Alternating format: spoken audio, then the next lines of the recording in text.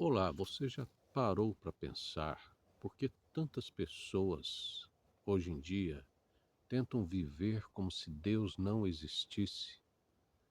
Tantas pessoas, tantos países, tantos lugares, influenciadores e até mesmo intelectuais tentam ver a vida ou ensinar ou passar uma influência para os mais jovens e para as outras pessoas como se Deus não existisse. Você tome suas decisões, você viva de acordo com os seus desejos, como se isso não fosse resultar em nada depois, não tivesse um além para você prestar contas ou coisas assim. No Salmo capítulo 2, nós vemos uma mensagem que fala sobre as nações se revoltarem contra Deus. Ali os poderosos, os reis, os príncipes se levantam contra Deus e se enfurecem contra Deus e contra o seu ungido. Ungido no hebraico é Machia, transliterado para o português como Messias, para o grego como Christos, para o português como Cristo. Então nós podemos entender que o Salmo 2, embora tenha sido escrito muito antes de Cristo vir à Terra, como na pessoa de Jesus, o Salmo 2 ele está falando sobre uma revolta de várias nações, uma revolta mundial, internacional, contra Deus e contra o seu Cristo, contra o seu Messias. E isso acontece na humanidade, a humanidade se tornou muito tecnológica, depois da Revolução Industrial vieram guerras e veio aumento também de tecnologias. Nós vivemos numa era de grandes avanços tecnológicos. Por conseguinte, também vivemos uma época em que as pessoas querem se desatar da crença em Deus. Elas acham que vivendo do jeito que elas pensam, como se Deus não existisse, as coisas seriam melhores. Só que não são. As nações são comandadas e levadas por entidades, por forças que influenciam os governos. Existem forças malignas influenciando os governos. E existem governos que perseguem cristãos. O cristianismo é a religião mais perseguida do mundo. Entre as religiões, o cristianismo é a que sofre mais perseguições, sanções, pressões. Isso acontece na Coreia do Norte, isso acontece na África subsaariana, isso acontece na Nigéria, isso acontece no Iêmen, isso acontece na América Latina, em Cuba, no México, na Nicarágua. Então, em vários lugares os cristãos são perseguidos. Tem acontecido na internet, nos meios de comunicação. Muitas vezes você vê a intelectualidade aqui no Brasil se voltando contra os princípios cristãos, pregando coisas contra a família, pregando coisas contra a autoridade do pai, da mãe, enfatizando o uso de ervas psicotrópicas, enfatizando o uso do aborto. Então você vê um movimento se voltando contra Deus, contra Jesus e contra os princípios que existem na revelação do Velho e do Novo Testamento.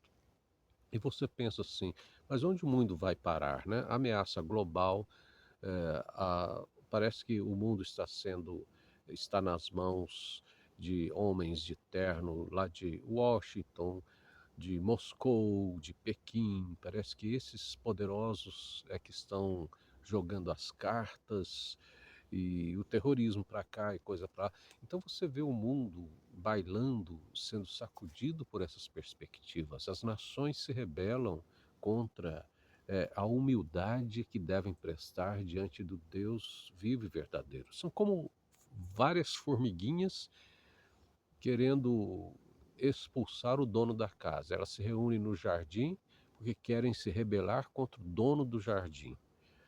E o dono do jardim olha para as formiguinhas e ri. Ele sorri porque elas não podem derrotá-lo. Ele é o dono do jardim. Essa ilustraçãozinha, essa historinha serve para você entender como os países, como os poderosos, como os influentes acham que podem as coisas porque eles estão tendo poder, estão tendo dinheiro, estão tendo muitos seguidores e coisas assim. E o ser humano é arrogante, porque o ser humano se afastou de Deus lá pela pré-história, e a humanidade se desconectou com a obediência, da obediência com Deus e tentou viver uma vida buscando feitiçarias, idolatrias, seguindo forças invisíveis, que são forças malignas, que são forças que ajudam na distorção da humanidade. Então, esse Salmo capítulo 2 diz que as nações serão quebradas como vasos de barro. Quer dizer, o povo, as pessoas vão se enfurecer contra a verdade, vão querer viver uma vida sem princípios morais, vão querer viver uma vida contra os mandamentos de Deus, porque elas querem se enriquecer, porque elas querem ter uma vida fácil, elas acham que ser feliz é não obedecer à vontade de Deus, mas elas vão ser quebradas, os países vão ser quebrados, vai haver uma grande quebradeira de um jeito ou de outro. O texto do Salmo 2 diz que o Messias vai reger as nações com a vara de ferro, ou seja, isso mostra que o Evangelho, que a palavra de Deus tem muito mais poder.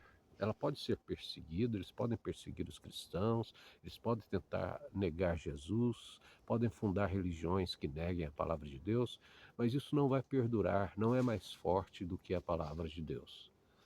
E ali no texto final do Salmo 2 diz que bem-aventurados são aqueles que se refugiam em Deus e que se refugiam no Messias.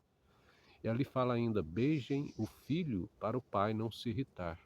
Isso quer dizer que nós devemos humildemente nos render a Jesus, que os povos devem se render a Jesus, porque no final das contas vai ser Jesus quem vai predominar sobre todas as nações. Querendo ou não, os seres humanos vão ver Jesus e o seu evangelho crescendo sobre todos os países. A melhor esperança tem quem agora busca segurança em seguir a Jesus, quem busca agora a palavra de Deus.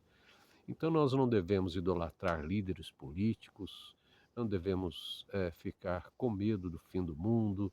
O mais importante é se refugiar em Jesus, beijar o filho para que o pai não se irrite. Ou seja, se sujeite a Jesus, seja humilde, quebre seu coração na presença de Deus, deixe Ele ajudar você, para você não ser quebrado com os povos, não ser quebrado com as nações. Invoque o Senhor Jesus, porque todo aquele que invocar o nome do Senhor será salvo. Graça e paz, e até mais.